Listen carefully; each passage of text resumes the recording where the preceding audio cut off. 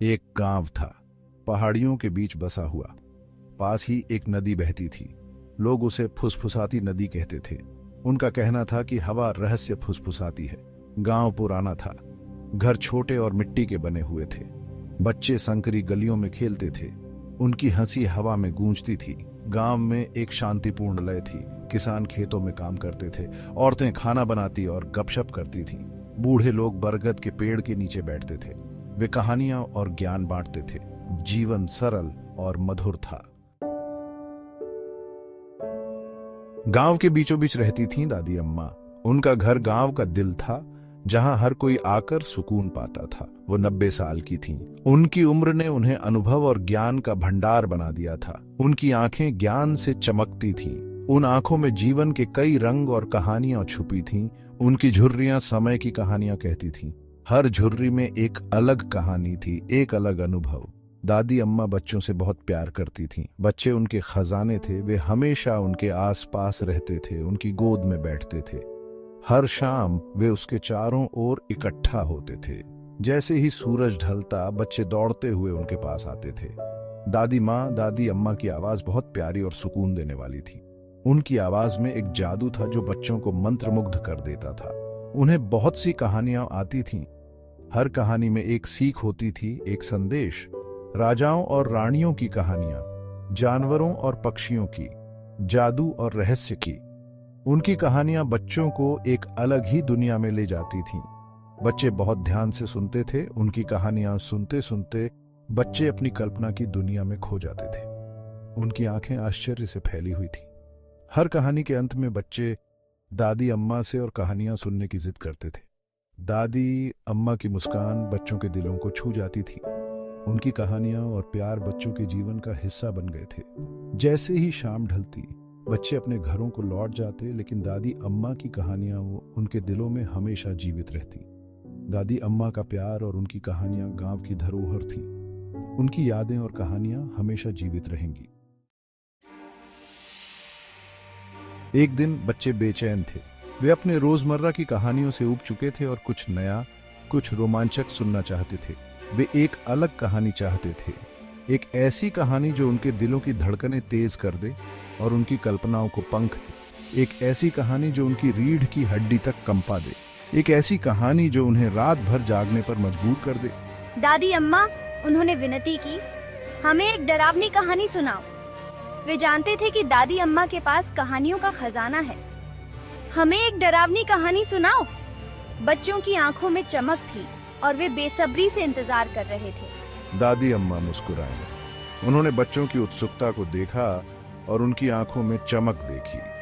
उन्हें बस कहानी पता थी, एक ऐसी कहानी जो बच्चों को रोमांचित कर देगी और उनके दिलों में डर भर देगी। दादी माँ, यह एक चुड़ैल की कहानी है। वह शुरू हुई, एक ऐसी चुड़ैल जो बहुत ही खतरनाक और रहस्यमयी थी। उसकी आवाज फुसफुसाहट में बदल गई।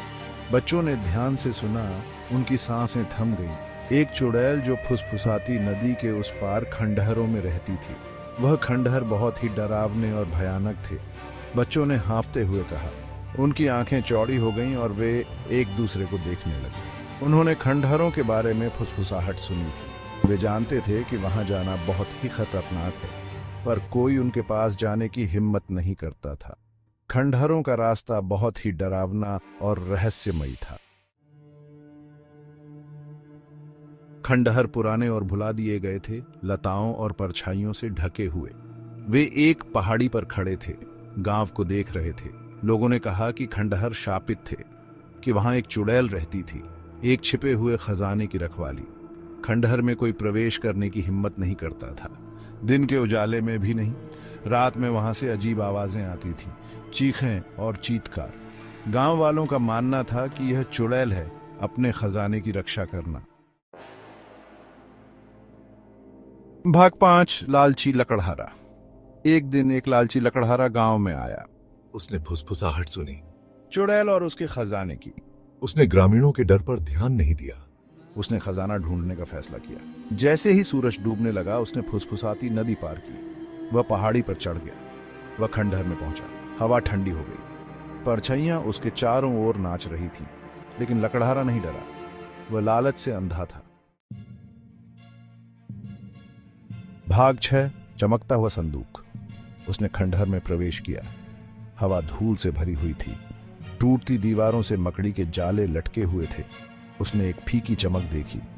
एक कोने से आ रहा है। वह करीब चला गया। उसका दिल उत्तेजना से धड़क रहा था।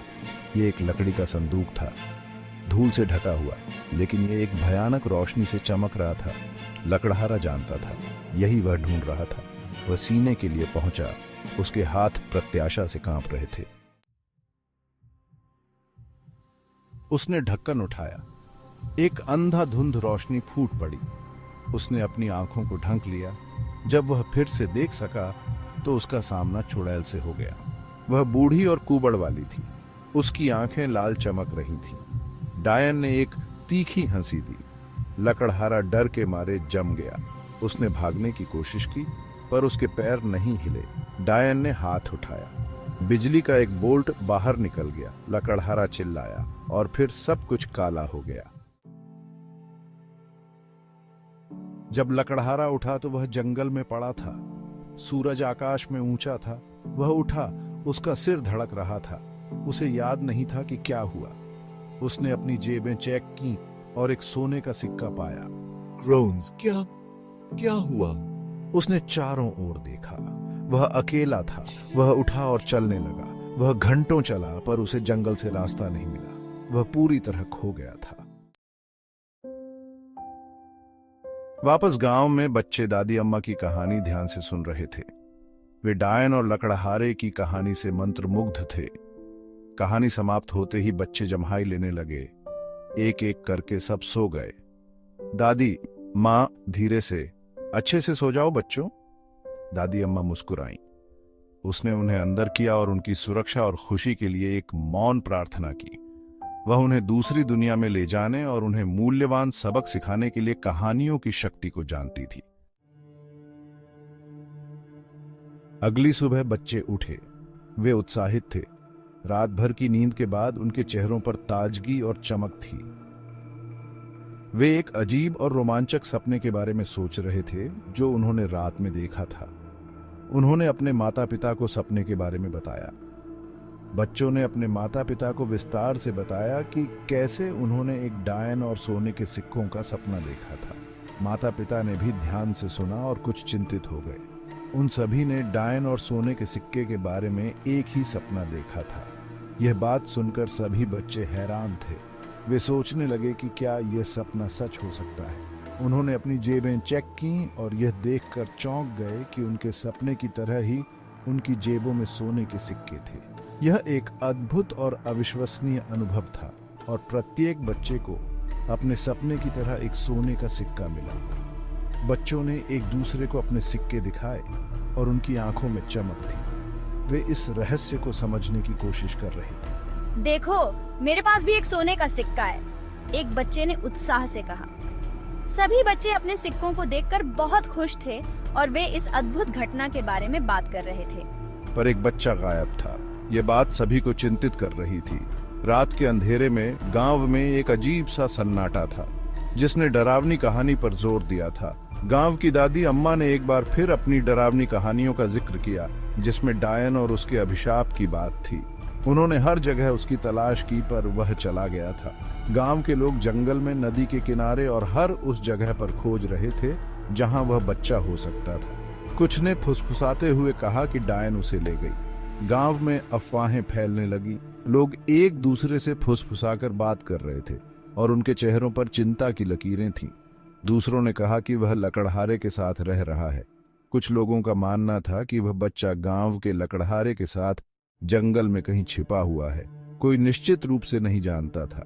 गांव के लोग इस रहस्य को सुलझाने की कोशिश कर रहे थे, लेकिन किसी के पास कोई ठोस जवाब नहीं था।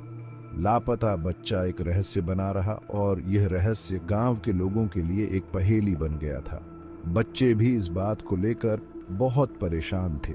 चुड़ैल के अभिशाप और दादी अम्मा की कहानियों की शक्ति की एक भयानक याद दिलाता है। ये घटना गांव के लोगों के लिए एक चेतावनी बन गई थी कि दादी अम्मा की कहानियों में कुछ सच्चाई हो सकती है।